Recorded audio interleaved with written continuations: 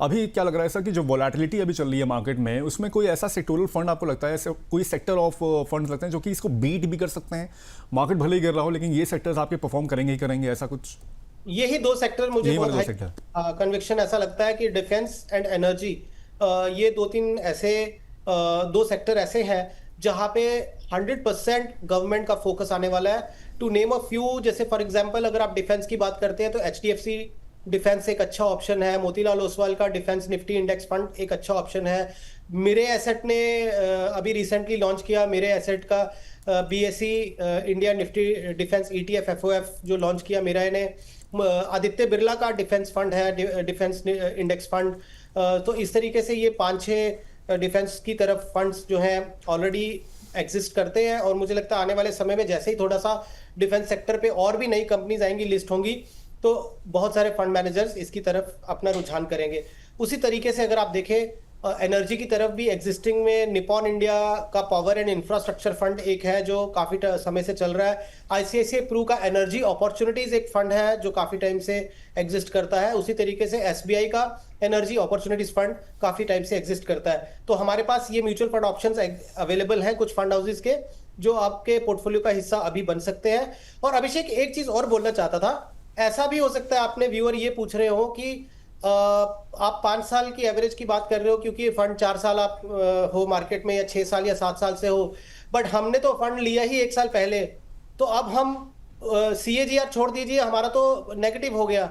ऐसे केस में हम क्या करें? तो ऐसे केस में जो थीमेटिक फंड में आप IT फंड हो गया या इंफ्रा फंड हो गया या कोई अदर फंड जो लास्ट में लोग आए पिछले 1 साल के अंदर अंदर और अभी नेगेटिव हो गया, ऐसे केस में उस थीमेटिक फंड को आप चला के रखिए ताकि उसको अब आप 3-4 साल यहां से चलाएं, क्योंकि आपको एक्यूमुलेट भी करना है। SIP कर रहे हैं तो आप जमा कर रहे हैं हर महीने, तो एक साइजेबल अमाउंट भी होने दीजिए, और फिर उसके बाद देखिए कि जब वो साइकिल पलटता है अगले 2 साल 3 साल 4 साल में, वो जब साइकिल पलटेगा तब तक आपका निवेश बहुत बड़ा हो चुका होगा। और फिर ये भी हो सकता है कि 3 साल तक आपको कोई रिटर्न नहीं मिली, लेकिन 4th-5th ईयर में आपको इतनी अच्छी रिटर्न मिलेगी कि वो आपका जो मैं बात कर रहा था कि एवरेज होती है, जो लॉन्ग टर्म एवरेज, जब उसके ऊपर जाने लग गया तो समझ लो समय आ गया है, अब हमें इस फंड से निकल जाना चाहिए। और ये स्पेशली मैं टेक्टिकल सैटेलाइट पोर्टफोलियो की बात कर रहा हूँ, कोर पोर्टफोलियो की बात नहीं कर रहा हूँ। कोर पोर्टफोलियो हमारा जो होता है वो बिल्कुल लंबे समय के लिए होता है, जिसमें आपको ये जिस तरीके से पोजिशनल जो इन्वेस्टिंग होती है वो करने की जरूरत नहीं है, वो तो आप बने रहें और उसमें टिके रहें। सर कोई सेक्टर जैसे परफॉर्म नहीं कर रहा है पिछले 3-4 साल से, अगर कोई निवेशित है उसमें, मान लीजिए फॉर एग्जांपल यहाँ पर हम लोग टेक्नोलॉजी फंड की बात कर लेते हैं, क्योंकि पिछले 4-5 साल में भी उसने बहुत अच्छे रिटर्न नहीं दिए, 10% CAGR से भी कम उसके रिटर्न है। यहाँ से निकल के अगर कोई सर किसी फंड में जाना चाह रहे हैं तो कैसे पैरामीटर्स वो देखे फंड सिलेक्शन करते वक्त, या फिर वो उसी के पीयर्स देखे पहले कि पहले पीयर्स अच्छे परफॉर्म कर रहे हैं कि नहीं कर रहे, पहले मैं उसमें जाऊँ, या फिर कोई और क्राइटेरिया है या पैरामीटर है जिससे कि वो सिलेक्ट कर सकता है फंड्स उसी सेक्टोरल फंड्स में? देखिए अभिषेक, यूजुअली कैसा होता है, अगर अब 3-4 साल से कोई भी सेक्टर ने अच्छा परफॉर्म नहीं किया तो चांसेस ऐसा होते हैं कि आने वाले 1-2 साल में वो सेक्टर अच्छा परफॉर्म करेगा। तो इसलिए आप मत निकलिए कि पिछले 3-4 साल से वो सेक्टर परफॉर्म नहीं किया तो मैं अभी निकल जाता हूँ। इसमें बहुत सारे रीजन होंगे, मतलब आपका निवेश कितना है, आपका वो जो सेक्टर या थीम है, आपके ओवरऑल पोर्टफोलियो का एक्सपोजर कितना है। और फिर दूसरा ये है कि अगर आपको लगता है कि मैं ऑलरेडी 2-3 साल से अंडर परफॉर्मेंस ले रहा हूँ, तो मैं यहां से मूव करके कोई ऐसा सेक्टर देख लूं जहां पे मेरी रिकवरी इससे फास्ट हो। तो ऐसे केस में मुझे लगता है जो 3 सेक्टर हम जो है जिस पे थोड़ा सा ध्यान दिया जा सकता है, क्योंकि हमने 2 सेक्टर्स की तो बात कर ली अभिषेक, डिफेंस सेक्टर की बात की हमने, एनर्जी की बात की। मुझे लगता है फार्मा एंड हेल्थ केयर एक तीसरा ऐसा सेक्टर है जो बाकी सेक्टर्स से थोड़ा सा ज्यादा बेहतर कर सकता है आने वाले समय में, क्योंकि अगेन आप देखें गवर्नमेंट का फोकस है, गवर्नमेंट का जो स्पेंड है सोशल और मेडिकल इंफ्रास्ट्रक्चर पे, मेडिकल इंफ्रास्ट्रक्चर बहुत ज्यादा है। गवर्नमेंट चाहती है कि यहाँ पे ज्यादा से ज्यादा हॉस्पिटल्स बने, ज्यादा से ज्यादा डायग्नोस्टिक सेंटर्स बने, सर्जिकल इंस्ट्रूमेंट्स मैन्युफैक्चरिंग यूनिट्स यहाँ पे लोग बनाए under make in India programme.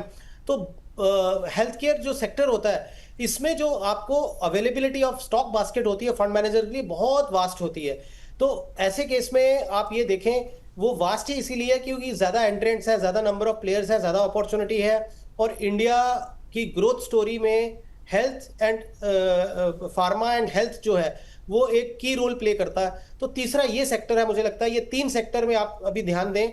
और अगर आपका वो एग्जिट लोड अगर कोई होता है, अगर उससे आपके यूनिट्स बाहर आ गए हैं और आपको मान लीजिए कोई एग्जिट लोड नहीं है या कैपिटल गेन बहुत आपको ज्यादा नहीं देना है, वो भी थोड़ा सा देखना जरूरी होता है कि आपकी कितना निवेश है, कितना कैपिटल गेन आपका बन रहा है। बट यहाँ पे मैं जरूर बोलूंगा अगर किसी को अपने पोर्टफोलियो में रीस्ट्रक्चरिंग करनी हो तो ये 3 सेक्टर हैं जो अपने पोर्टफोलियो में थोड़ा सा जो है रिस्ट्रक्चरिंग रीबैलेंसिंग किया जा सकती है। लेकिन मैं ये जरूर बोलूंगा कि मैं बोल रहा हूं इसलिए मत करें, आप अपने एडवाइजर से भी जरूर सलाह लें जो आपका पोर्टफोलियो मैनेज कर रहे हैं, ताकि एक वेल इन्फॉर्म डिसीजन हो।